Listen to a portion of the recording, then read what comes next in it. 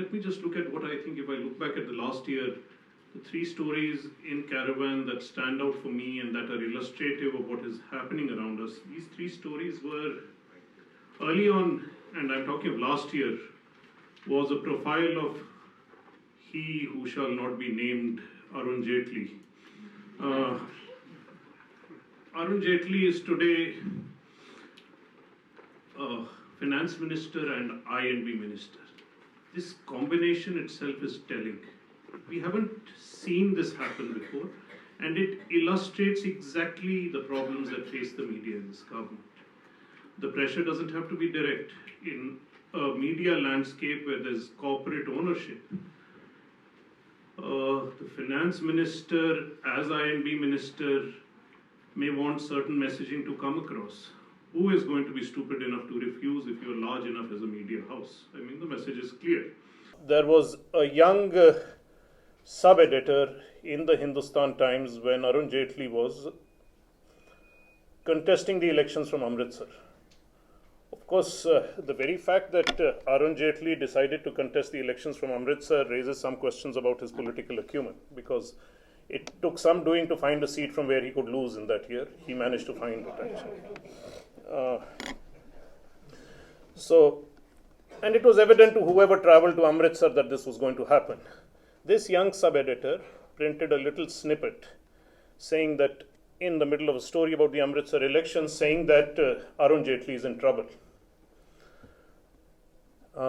She lost her job. She had to leave the Hindustan Times. She found employment somewhere else. But this was before he came to power. We published the story a year back. We followed it up. We wrote several things. I myself stopped going to Times Now. They stopped calling me after they requested that I tone down what I have to say on Arun Jaitley, and I said that's not possible. More interestingly, for Caravan itself, every major public sector bank, every PSU that was advertising in Caravan seems to have received calls from important officials in the finance ministry suggesting that it's not a good idea to advertise in this magazine. Okay. It's okay. I mean, this magazine can sustain it because it is not built as a corporate organization. It's small. It helps to be small in today's time. But this is the kind of thing that is done directly. So this is the story about Jaitley. Let's say that he is representative of a certain problem at the center of how this government operates. We did another story on SR, and I think the SR story was done by several organizations. The Express was there, others followed it up. We did a very detailed story of how SR, through patronage and corruption, had a network of bureaucrats, of politicians, of journalists. And this kind of ability for corporates to control and influence news is so prevalent that it extends across everything.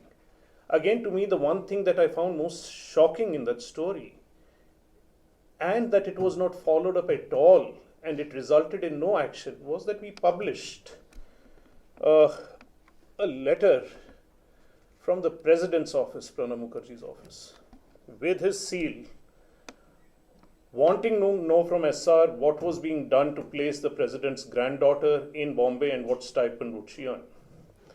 In no reasonable democracy should he be allowed to continue in office after something like that. But here it passes even without a whisper. It is also because it is in nobody's political interest to raise this. Neither the Congress or the BJP is interested in making this an issue. They are all participants in it. At the end of this whole SR fiasco, the only people who lost their jobs were a few journalists who had taken taxis that cost maybe 5,000 rupees. Senior editors went unpunished, politicians went unpunished, bureaucrats went unpunished. So in that sense, I say that for all the problems that people say about the media, the mid-level journalist struggling to make a living is probably still among the most accountable people. Who lost the job because of Jaitley? It was a young journalist sitting somewhere who wrote a little bit of the truth. Who lost the jobs in this case was a journalist who took a taxi for 5,000 rupees, and that was considered deviation from the norms of a profession in a country where things like this happen in other professions almost daily. So I'm saying the problem in our profession lies at the top. At this level, there is still a huge amount of accountability. The third story we did, and this brings it all together, was on NDTV. I think Seema mentioned NDTV. And the problem with NDTV is more extreme. Their funding is very, very questionable. There is 400 crores of Reliance money parked in the same way it was parked in CNN IBN, which was converted into ownership. So in any of the next 2 or 3 years, you could see if Reliance wants to convert this into ownership, that indirect influence sits. So there you have this big corporate house, if in effect actually already exercising control over NDTV. Look at the monopoly or power that is being conferred to Reliance if it controls both TV18 and it looks after NDTV. But there's an additional problem, that because you have these funding issues, you are all the more amenable at very crucial points. Because NDTV is seen as a liberal bastion, it becomes more dangerous when it fails to speak out. At times it counts, and it can be silenced very easily because you have this money problem and you have a finance minister who's the INV minister. So it is clear to see how this control works, how it is exercised. So to me, these stories, the SR, Jaitley, NDTV, illustrate exactly what the problem is and how the government makes use of it. This government is actually very, very astute. The message that a young journalist losing her job sends to other journalists is already clear. Toe the line, otherwise you're in problems. The message to a channel that if you behave yourself when it matters, we may let you go in terms of the scrutiny that is available. That message goes to the channel. And corporates, of course, are going to do as a finance minister suggests. And corporates exercise very, very strong influence over the media. So let's see how this has played out over the last year in some of the stories that we've seen. And I find it quite interesting that, take the whole Ishrat Jahan case. It has come back into the public eye not because there have been any legal developments in the Ishrat Jahan case, because once again we had the David Headley testimony play out, a suggestion that she was part of the Lashkar in a way that can never be admissible in a court of law, which was dragged out of Headley deliberately in the course of cross-questioning, words put in his mouth, then was beautifully magnified through the media and social media to take away from the essential question. Terrorist or not, the evidence all points to the simple fact that the 19-year-old was in custody with the help of IB. She had been caught alive even if she was a terrorist. She was held in custody. She was not running away anywhere. If she was guilty, you should have brought her to trial and exposed the network that was available. She was shot dead. Somebody is liable for it. Instead of being liable for it, you see DG Vanzara walking out of jail as a political hero in this country. And the media is echoing that message.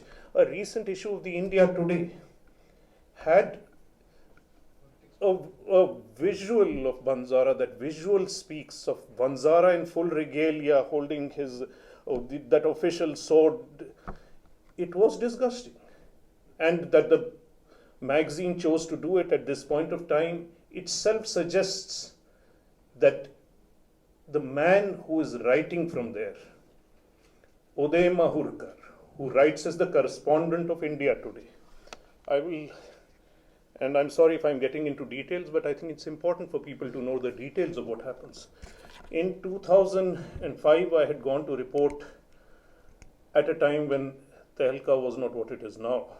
I had gone to report on Narendra Modi to Gujarat, and I'd gone to the VHP office.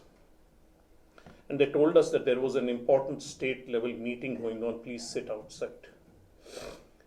We sat outside with my local correspondent Mahesh Langa, a very good journalist who was a Gujarati speaker. They made us sit outside so that we could hear whatever was going on inside that meeting. And that meeting was about how the VHP should be handling the cases that were pending in court about Modi. And the man giving the most vociferous advice, suggesting strategies legal in media, was Uday Mahurkar in that meeting of the VHP.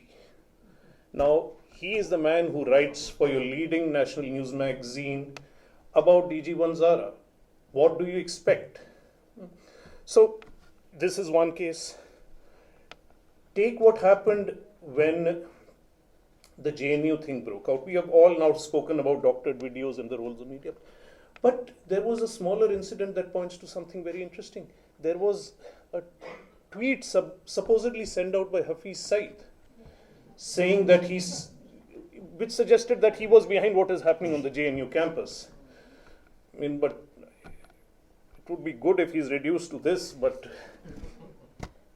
one of the journalists, that tweet was first brought to public attention by Gaurav Sawant of the Headline India Today group. I've been trying to ask ever since, where did he get that tweet from? What led him to believe that it was a tweet by Hafiz Saeed? You put it out in the public, you claimed it was a Headline Today, or now they called it India Today channel. It's difficult to keep up with the name changes. But they called it a news break by the channel. It's there available publicly. How do you hold a journalist accountable for something like this? The suggestion here is grotesque, that a leading terror operative is behind what is happening on a campus in India. It's a joke, but the fact is it was made as a serious suggestion by a leading journalist.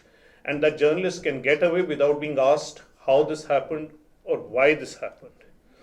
And in that sense, the point you're making, that's a number of journalists who will try to portray themselves as right-wing but are in effect mouthpieces of this government, speaking right when the time is right, in certain ways, amplifying certain messages, saying what needs to be said so it suits the government, have become important players in every major news organization.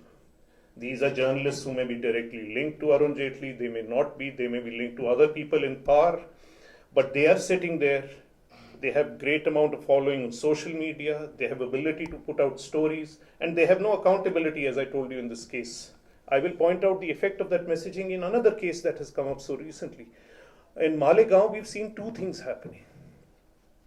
That there have been, in the Malegaon explosions about Hindutva terror, 7 Muslim men, 8 Muslim men, the 9th died in the course of the case. 8 Muslim men were finally released early this year. It's also true that Sadhvi Pragya Thakur was also released this year. What is the notional parallel that is being drawn in both cases? It is that, this is a procedure of the court. If you allow one, you allow the other, support one, support the other. And this is, the media is letting this be said and is actually endorsing it. But look at the actual circumstances. Those 9 Muslim men, 8 were finally released after the NIA opposed their acquittal. NIA did this despite the fact that the NIA itself had filed a charge sheet naming other people for the crime. So these people were not even guilty of the crime the NIA itself admits. It opposes this, and the court finally goes against the NIA and says, no, you have to let these people out. That is legal procedure. What happens in the Sadhvi Pragya case? Sadhvi Pragya's case is very simple. Her motorcycle was the motorcycle on which the explosives were placed in Malegaon. And the claim that is being made today is that Sadhvi Pragya Thakur had given it to somebody a few months ago, earlier before the blast, so she could not be held accountable for what was done with the motorcycle. But she had given it to somebody who was a close associate of hers, who was also part of the Sangh Parivar, of the extended Parivar, who was a part of the same network. And she has been removed from the case, not by the courts, but the NIA has removed her from the case. The entire system, constitutional procedure of justice, is being manipulated. Enough noise has not been made by the simple fact that the NIA chief today, Sharad Kumar, is serving a 1-year extension. But that 1-year extension is an extraordinary case, unprecedented in bureaucratic history. He's not on an extension, he's on a contract. He's not an IPS officer. He has not been given an extension under the All India service rules. He's not bound by the All India service rule norms. He is a contract worker to this government who can be hired and fired at will if he does not deliver what they want.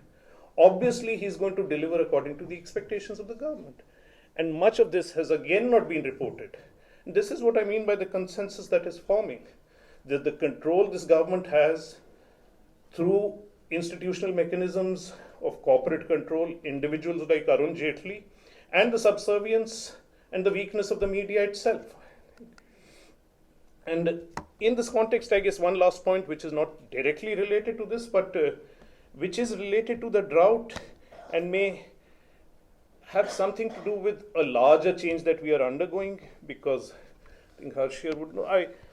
I was actually posted as a state correspondent in Madhya Pradesh in 2002, 2003, 2004. It was the last time we had the El Nino droughts in this country. The area Shiopur, Baran, Shivpuri. I extensively had to spend time there, traveling for months, reporting for the Express, traveling to Baran also because the Rajasthan correspondent was not there. And we reported the drought in detail. I think the drought is being reported today as well. But I think there is a difference in the sensibility that is being brought to the reportage of the drought. And I think it has something to do with that this is the first time we are getting a post-liberalization generation that is looking at the drought as journalists. Whatever and wherever their hearts and minds will be, they actually have grown up in an atmosphere where there's a very little understanding of what lies outside metropolitan India. Often come across journalists who've spent their entire lives, they've been born in Delhi, they've grown up in Delhi, they've taken up their job in Delhi, they get promoted in Delhi, they occasionally travel outside Delhi and report from the rest of the country. They haven't lived for any period of time in any other place. For them, the idea of a tehsil, of a tehsildar or a thanedar is an alien idea. So I think much of the drought reportage that I read, the kind of copies I read, is almost an internal Orientalism. The kind of stuff that foreign correspondents would write at one point of time is now being written by our own journalists because they actually have no real awareness of what is happening. And I think that is what I find disappointing about the drought coverage. There's a huge distancing, there is a huge exoticization of the drought that is happening in the stories. So, but I mean, that is, I think, a larger social problem. The more immediate problems of this government I've laid out. And I think that's more or less that what I want.